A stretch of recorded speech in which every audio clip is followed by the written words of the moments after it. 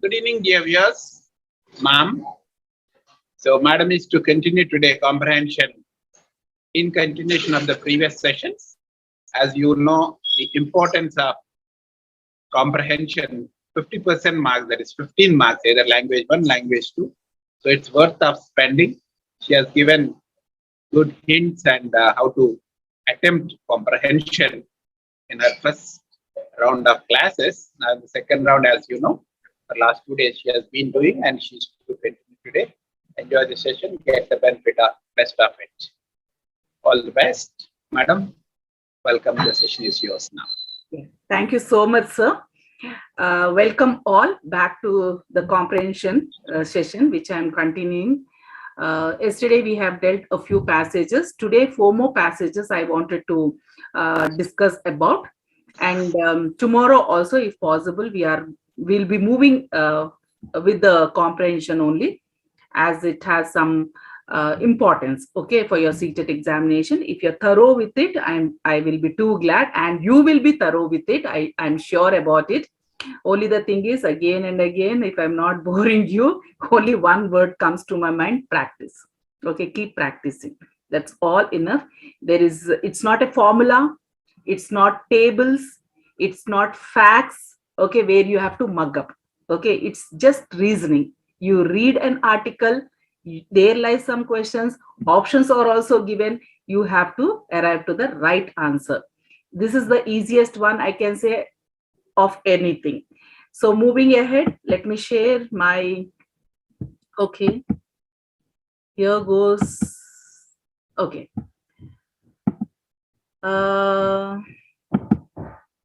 Okay. About in the first comprehension passage, I have dealt about causals. Now here is something, a different passage we are coming across. We are going to read the passage first, understand what it is talking about, then go to the questions, then the options, then select the answer. It should be quick enough.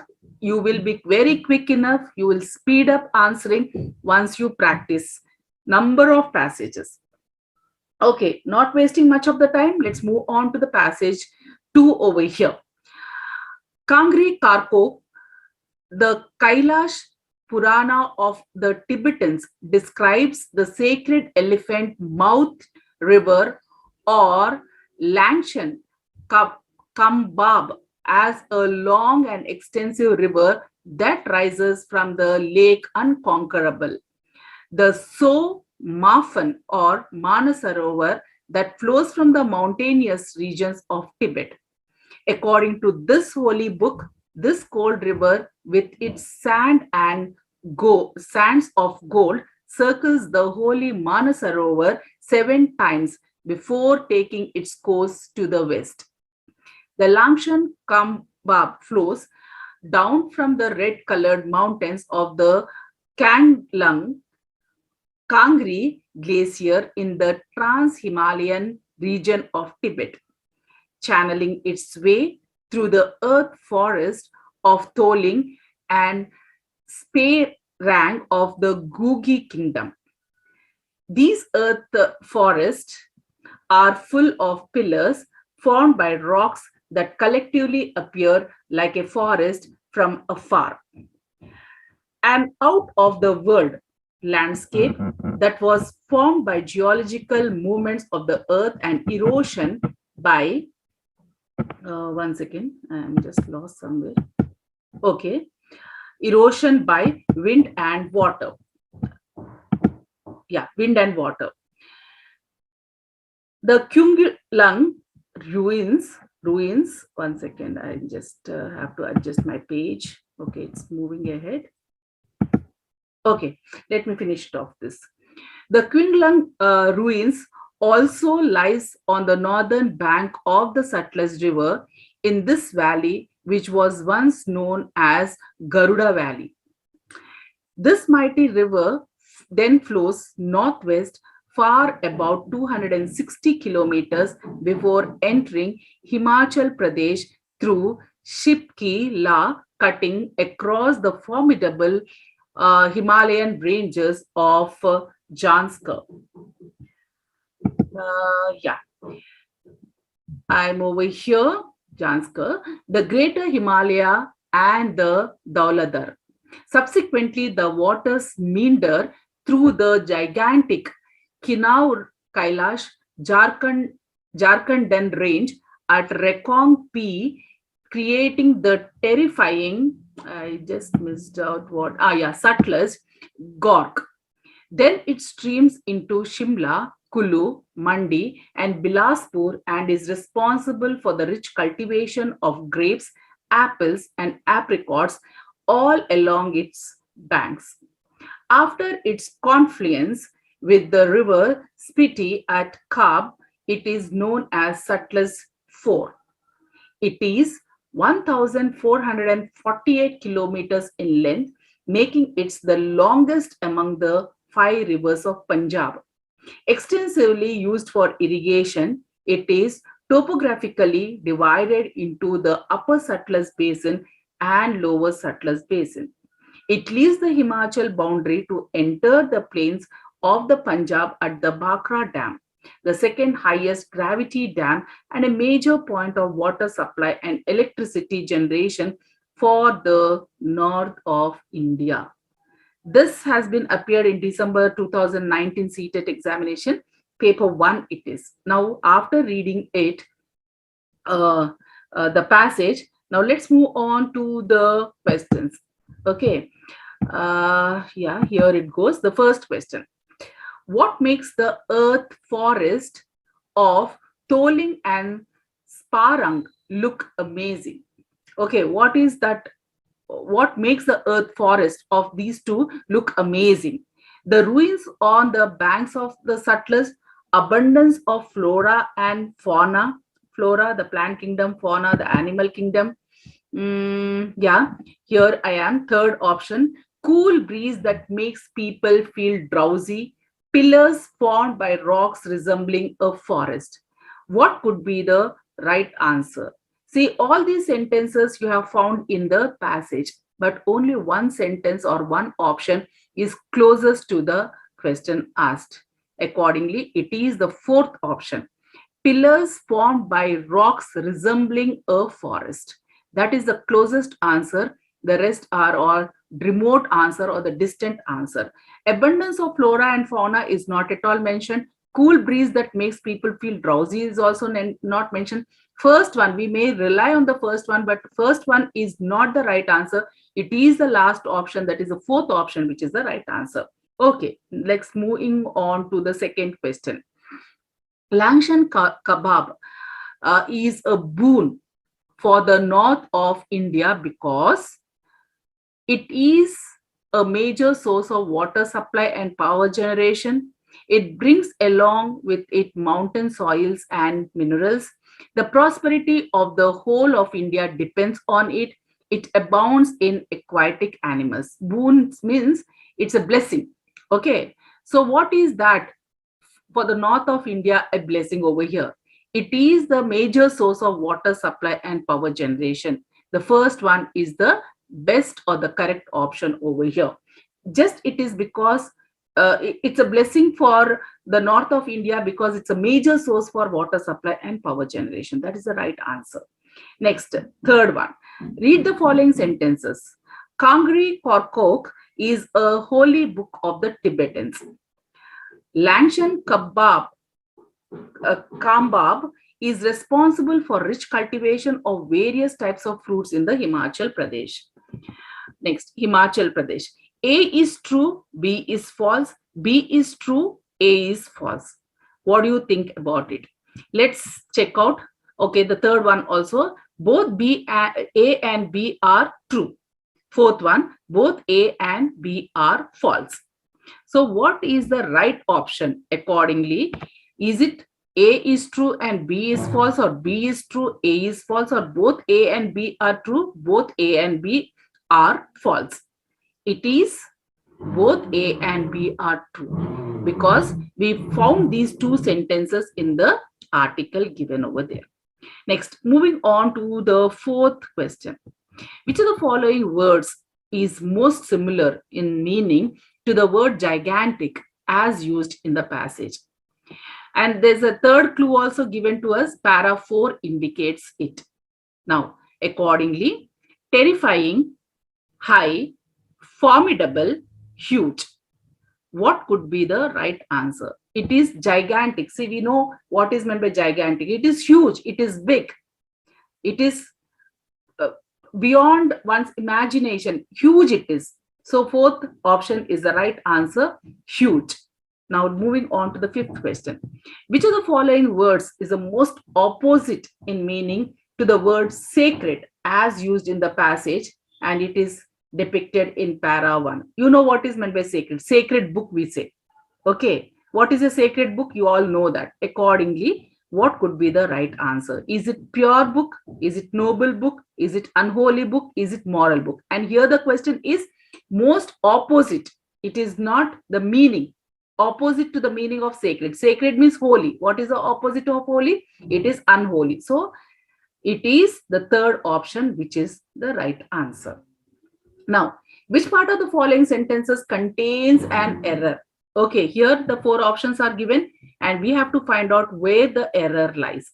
I am not in best position to advise you in this matter. What could be the error? Which phrase or which part of the sentence has an error? Is it A, B, C, or D? Accordingly, it is B. I am not in best position. It should be of best position. It cannot be in best position. Okay. So to advise you in this matter, A, C, and D are right in prepositions, but B is wrong over there in its prepositions. So the error lies in the B option. Next. Okay. Seventh one. Which part of speech is the underlined word in the following sentences? I don't know why he is so hostile to me. Okay, why he is so cold towards me, why he is so angry. Okay, rejection, actually hostile means. Why? I don't know why he is so hostile to me. So here the word why is underlined and the question goes this way. Is it an adjective? Is it an adverb? Is it a preposition? Is it a pronoun? I hope you know what is meant by an adverb, adjective, preposition, and a pronoun. If not, please learn what it is. Okay. So here accordingly, why is depicting or telling, it is an adverb. It is playing a role of an adverb instead of a verb. Okay. Instead of the verb hostile. Hostile is a verb over here. So that hostile is described to be how or why. So here it is adding up to some meaning to the verb hostile. So why is the adverb. Now, Lake Conquerable refers to what? It is Langshan Kambab river. It is Lake Manasarovar. It is Lake Rakshatal. It is the Sutlej river. In the paragraph only it is given as it is also called as Lake Manasarovar. So 8-1 is 2 is the best option or the right answer over here, not the best option. It's the right answer. Direct answer, it's a fact. Now, according to Kangri Korshok, Langshan Kambab does not or is not, okay, have sands of gold. Is it the right answer? Circle of Manasarovar 7 times, flow very gently through the hills, a cold river. A cold river can't be, have sands and of gold also can't be. Circles of Manasarovar 7 times can't be, is, does not flow very gently through the hills is the right answer. So here the right answer is the third option. So here goes the answers for the first passage taken today. Now moving on to the third passage or the second passage of today's. Okay, let me move on. You have to be very swift in reading the passage. At the same time, not only swift in reading the passage, but grasping the meaning or underlying the new teaching item or the difficult word or the facts. Okay, again and again, one cannot come back to read the whole of the passage. You can just glance at the passage for a for the answer. That you can do, but once again, second reading shouldn't be done. This avoiding the second reading of the passage can be done through practice only. Only once you have to read, get the meaning, swiftly you have to read, okay, that is essential over here. Get the meaning of the passage, okay, about what the passage is talking about. Underline the difficult words, underline the facts over here. When you read out the questions and when you read out the options, you can come back to the paragraph just to give a glance only, but not to read the whole of the passage. If you could avoid glancing at the passage, it is very much fine. You are not going to waste your time. This all can be done only through practice. You can become thorough. Okay. Moving on to the passage. The future of water will be a gamble, resting entirely on the way we decide to play the game here. Either we continue to use water irresponsibly, threatening the very existence of this planet, or we adopt sustainable and smart water management practices to build a water secure future.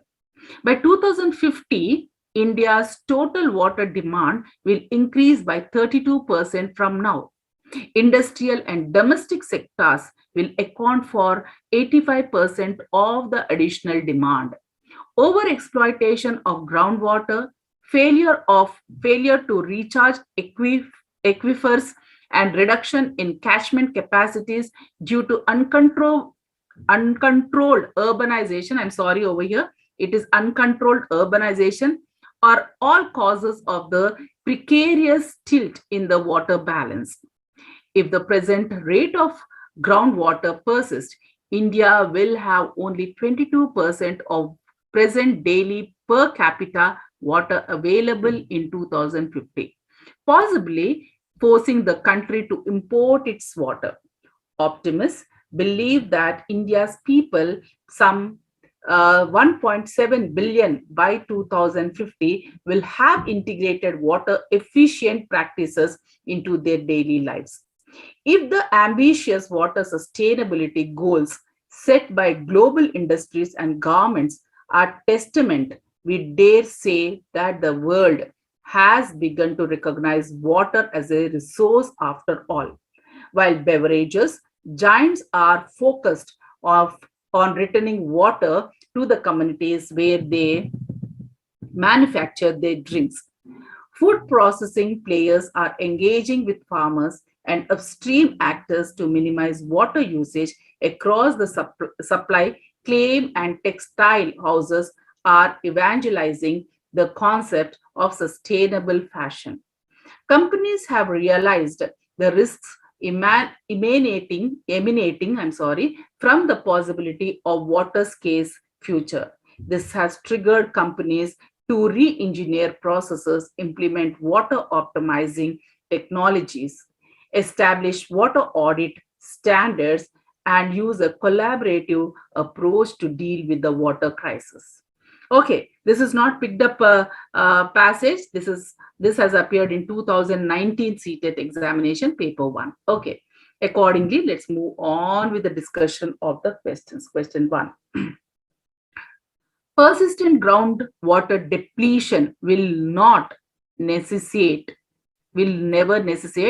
import of water, shutting down of industries, adoption of smart water management technologies, using water judiciously. What is that which is not going to necessitate the persistent groundwater depletion? It is importing the water. Okay, import of water is the right answer. Now moving on to the second one. Optimists cannot pin their hope for better water management on integrating water efficient practices into daily use, reducing demand for water by using new technologies, discovering new ways of increasing or else water supply, treating seawater for domestic and industrial sectors. According to the passage, the closest answer or the right answer over here is reducing demand for water by using new technologies. This is what the optimists cannot pin their hope for the better water management on, reducing demand for water by using new technologies. It has been picked up from the passage only. Okay, third one. The problem of acute water scarcity in future cannot be dealt with by companies through what? Cannot be dealt. Okay, just remember, it cannot be dealt with by companies through what? Establishing water audit standards, implementing water optimizing technologies, discovering a viable substitute for water, re-engineering process. The right answer, which cannot be dealt by the companies, is discovering a viable substitute for water. That is the right answer. Okay, moving on to the fourth question. Which one of the following words is most similar, okay, in meaning to the word? It's asking the synonym of threatening only, nothing but. What is the meaning of threatening according to the passage? Okay, which word is more apt as used in the passage? Is it frightening? Is it menacing? Is it coercing? Is it persisting? And the right answer is menacing. It is breaking into pieces and it is going to throw off. Okay, it is going to diminish. That is the closest answer. Fourth one is menacing. Fifth one. Okay, which one of the following words is most opposite? Here comes the opposite to the meaning of the word increase. Okay, the easiest answer, I think. I never imagined such question also. We all learned increase means decrease as used in the passage. It is, the answer is decrease. The first option is the right answer. Okay, sixth one. Moving on to the sixth one. Identify the clause in the underlined part of the following sentence. What is that underlined part? Is giving a clause, is indicating a clause. Okay, he breathed his last in the village where he was born. Where he was born. Okay, depicts what? Okay, is it a noun clause? Is it an adjective clause? Is it an adverb clause? Is it a principal clause? It couldn't be principal clause. Where he was born. Okay, he breathed his last in the village where he was born. Village is described over here. Hence, it is adjective. Okay, adjective clause it is. He breathed his last is a verb. His village is a noun. How the village is described where he was born. So it is an adjective. So the second option is the right answer for the sixth question. Moving on to the seventh one. Yeah. What part of speech is the underlined word in the following sentence? I do not know why he is so curious about it. Adjective clause it is, noun clause, principal clause, or an adverb clause? It is an adverb clause. Okay, it is been adverb. It is adding to the verb over here. I do not know. No, why? So something has been added to the verb called knowing. So it is an adverb clause. Next, eighth one. We will face a severe water scarcity problem in future, mostly because groundwater level, water is steadily decreasing. Water is not a renewable resource. That's absolutely wrong. By 2050, demand for water will increase considerably. We do not use water responsibly. That is the only right answer. Just the reason we are not using the water judiciously, responsibly, okay, or very nicely, or in a very proper manner, we are just misusing it. That is the only reason the water scarcity in future will increase. So eighth one is, the fourth option is the right answer for the eighth question. Now ninth question. Which of the following will not lead to a severe water imbalance? What is that which is not going to enhance or increase or lead to the severe water imbalance? Flawless water infrastructure, over exploitation of water, failure to recharge aquifers, uncontrolled urbanization.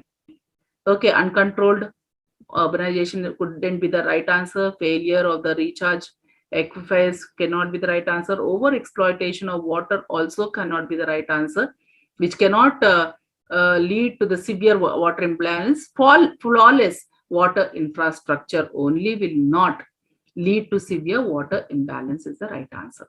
So here goes all the 9 options or the 9 questions. Moving ahead with the 4th passage. Okay. Now here goes the 4th passage of a practice. Born out of the forces of globalization, India's IT sector is undertaking some globalization of its own. In search of new sources of rapid growth, the country's outsourcing giants are aggressively expanding beyond their usual stomping grounds into the developing world, setting up programming centers, chasing new clients, and hiring local talent. Through geographic diversification, Indian companies hope to regain some momentum after the recession. This shift is being driven by a global economy in which the US is no longer the undisputed engine of growth. India's IT park rose to prominence largely on the decisions made by American executives who were quick to capitalize on the cost savings to be gained by outsourcing non-core operations, such as systems programming and call centers, to specialists overseas. Revenues in India's IT sector surged from $4 million in 1998 to $59 billion last fiscal. But with the recession, NASSCOM forecast that the growth rate of India's exports of IT and other business services to the US and Europe will drop to at most 7% in the current fiscal year, down from 16% last year and 29% in 2007-8. Factors other than the crisis are driving India's IT firms into emerging world, although the US still accounts for 60% of the export revenues of India's IT sector, emerging markets are growing faster. Tapping these dynamic economies won't be easy, however. The goal of Indian IT firms for the past 30 years has been to woo clients outside India and transfer as much of the actual work as possible back home, where lower wages for highly skilled programmers allowed them to offer significant cost savings. With costs in other emerging economies equally low, Indian firms cannot compete on price alone. To adopt Indian companies, which are relatively unknown in these emerging nations, are establishing major local operations around the world, in the process hiring thousands of locals. Cultural conflicts arise at times while training new recruits. In addition, IT firms also have to work extra hard to woo business for emerging market companies still unaccustomed to the concept of outsourcing. If successful, the future of India's outsourcing sector could prove as bright as its past. It has appeared in 2018 question. You have two thoughts, perspectives when you look at IT. It has given a gloomy view, or it has been throwing a gloomy view as well as a bright future also. In that context only, we are going to move ahead. I hope you got the whole of the meaning, not a complete meaning. Even I couldn't get the complete meaning of it, but I got the whole of the meaning. That is most important. Okay, now moving on to the questions without wasting much of our time. What is the author? One second. Yeah. What is the author trying to convey through the phrase India's IT sector is undertaking some globalization of its own? Is it India has usurped Americans' position as the leader in IT? It can't be anyway. The Indian IT sector is competing with other emerging nations for American business. The Indian IT sector is considering outsourcing to developing economies. Indian IT firms are engaging in expanding their presence internationally. So I hope you got the right answer. It is a fourth option, which is the right answer. Indian IT firms are engaging in expanding their presence, their availability internationally also. That is the meaning of India's IT sector is undertaking some globalization of its own. So it wants to spread its presence internationally. So that is the right answer, fourth one. For the first question, fourth option is the right answer. Yeah, moving on to the second question. Which of the following factors made the services offered by the Indian IT attractive to the US, United States? US means over here. Indian IT companies has expertise in rare core operations. The US lacked the necessary infrastructure and personnel to handle mass call center operations, or inability of other equally coefficient developing countries to comply with their strict policies. Okay. Is it first one, none? Is it only A is the right answer? Only A and B are the right answer, or only C is the right answer? It is none. None are right answers. That is what it means to say. None of A, B, C are right answers according to the passage. So if you go through the passage keenly and understand it quickly, you will get to know that none of these three answers are right. Three options are right. Okay, third one. What has caused Indian IT firms to change the way they conduct business in developing countries? Is it the volume of work being awarded cannot be handled by Indian firms? Okay, it can't be that. The demands of these markets are different from those of India's traditional customers. Let's think of wages demanded by local workers are far higher than what they pay their Indian employees. It can't be debated over here. Stringent laws which are not conducive to outsourcing is out of question. So the right answer over here is the second one. The demands of these markets are different from those of India's traditional customers is the right answer. Fourth question. Yeah, NASSCOM. What do the NASSCOM statistics about Indian IT experts indicate? Is it indicating drop in demand for IT services by Europe and the United States? Indian IT firms charge exorbitantly for their services. India has lost out to the emerging IT hubs. Can't be the right answer. The Indian IT sector should undergo restructuring also is the wrong answer.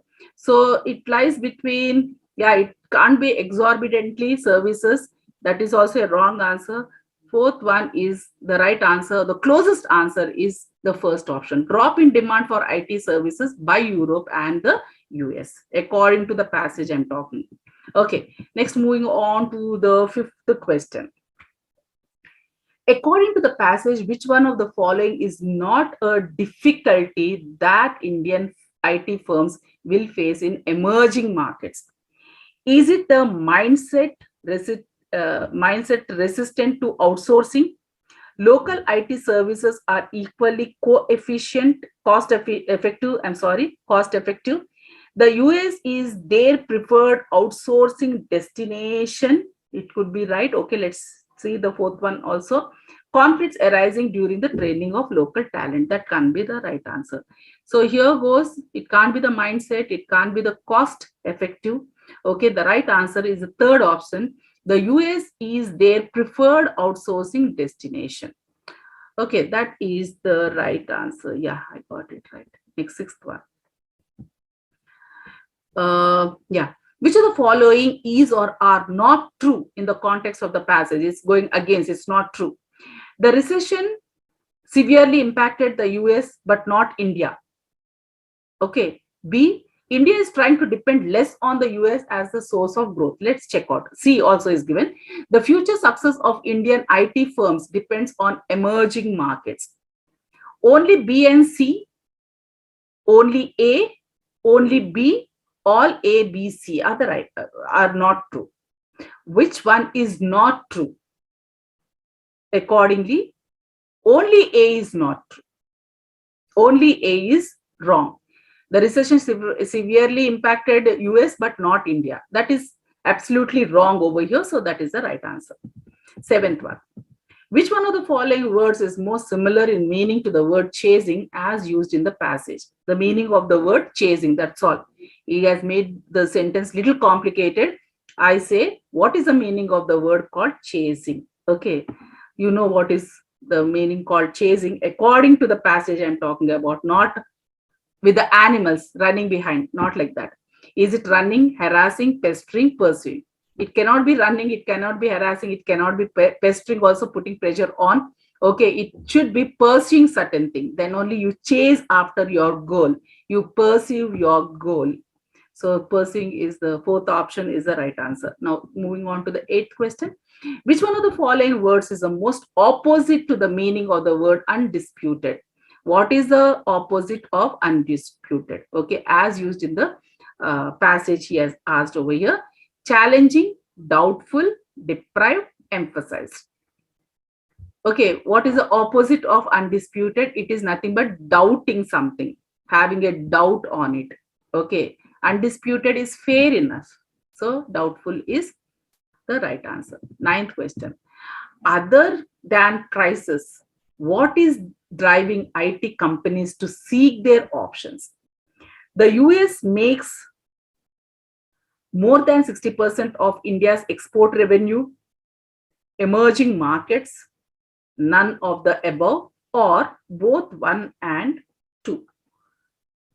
What is that which is driving the IT companies to seek another options? It is the emerging markets. Direct answer you have got over here. That's all about the fourth passage. Now moving on to the fifth passage.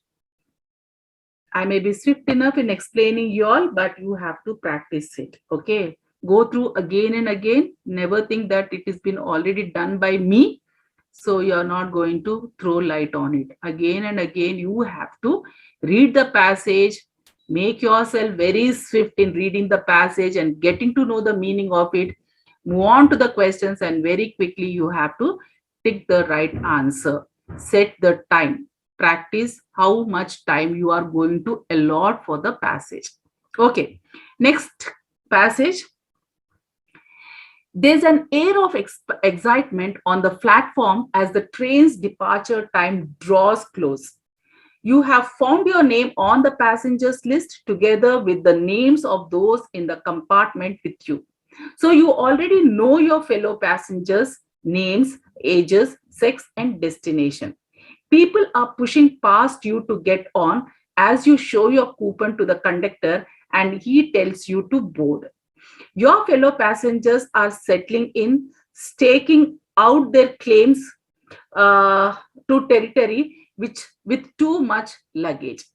A bell clanks, but there is no slamming of carriage doors, no blowing of whistles, and no shout of all aboard.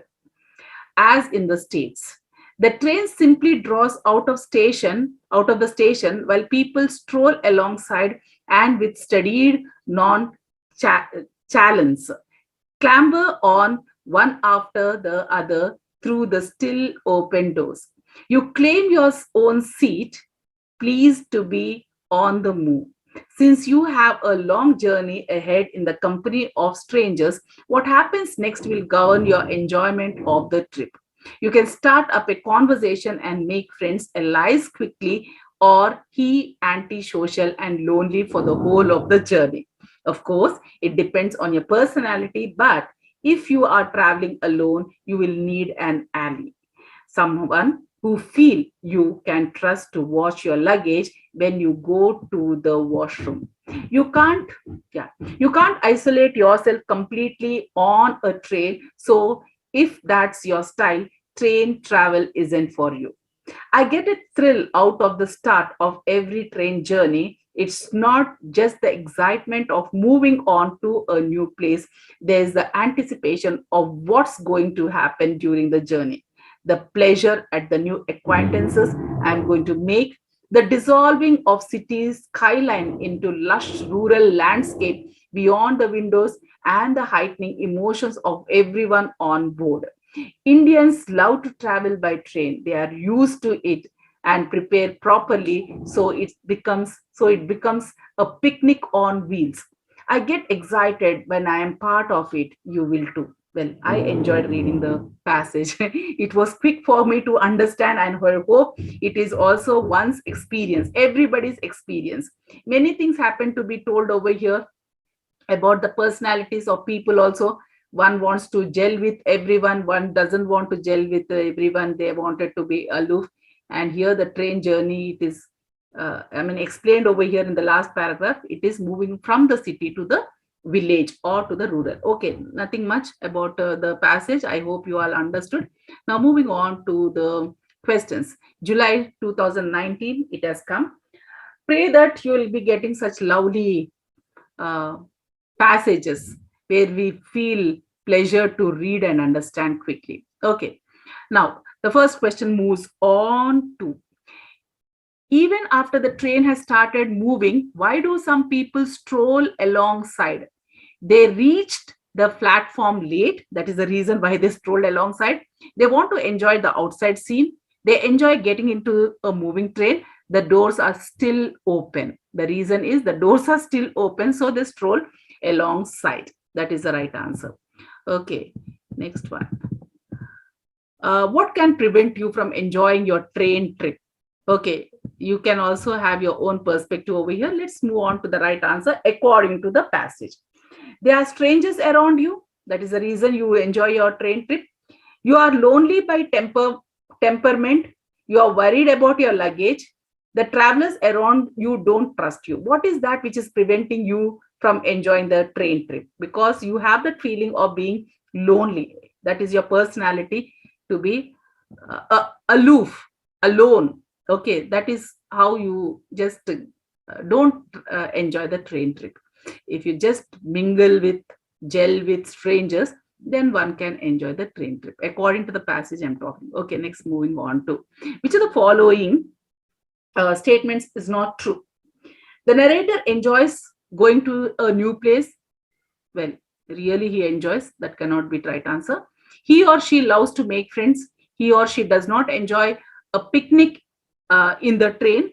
Or he or she is thrilled at the scene outside. 1, 2, and 4 are right answers. Third one is the right answer over here. It's not true. It is not true. He or she does not enjoy a picnic in the train is not true. So the right answer is the third one. Next, fourth one, moving on to, what does the word coupon here mean? A railway pass, a passport, a railway ticket, a counterfoil? Quickest and the easiest answer, it is third one. The railway ticket is referred to as coupon over here. Next, fifth one. The phrase draws out as used here means clears out, moves out, hurries out, breaks out.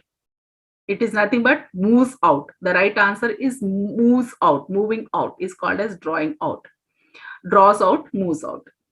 Next, sixth one. Which part of the speech in the underlined is the underlined word in the following sentence says people are pushing past you?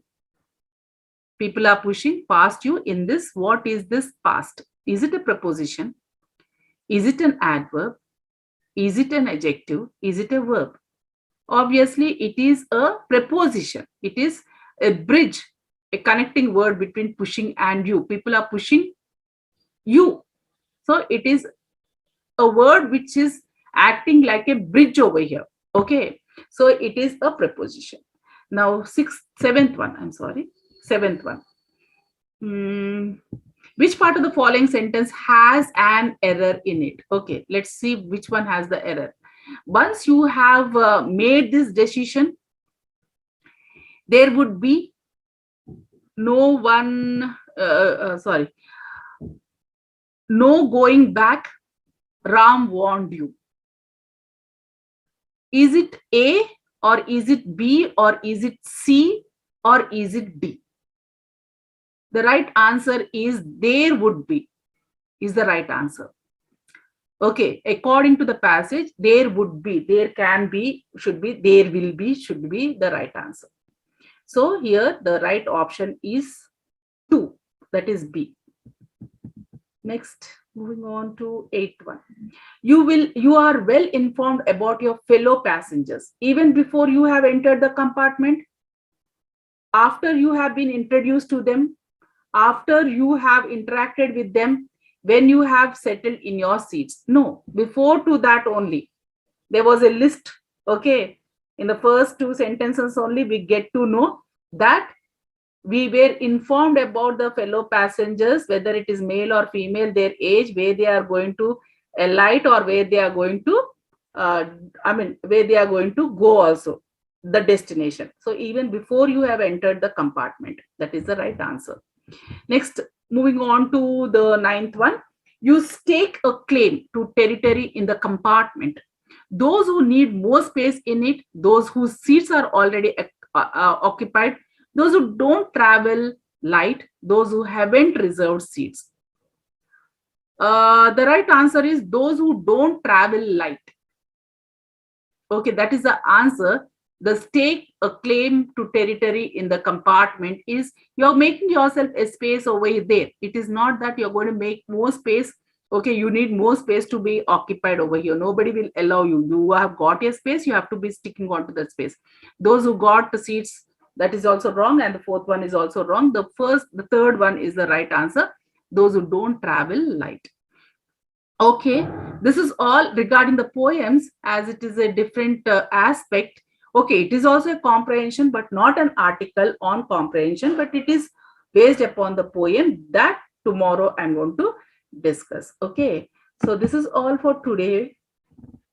Glad I could complete 4 passages, and earlier also have completed few other passages. Apart from these passages, you have to take many number of passages. Okay, technical side, it could be story way, it could be facts, history. Like causes, we have dealt about the history, and IT we have taken about the facts. Okay, likewise we have taken about the water, the threat of the water we have taken, and we have taken a fact called a train journey. Okay, likewise poems also we are going to discuss, and after reading a poem, we are going to have some questions in the same manner. It's a comprehension, but not as an article, but as a poem. Okay, that's all for today, and meet you all tomorrow back.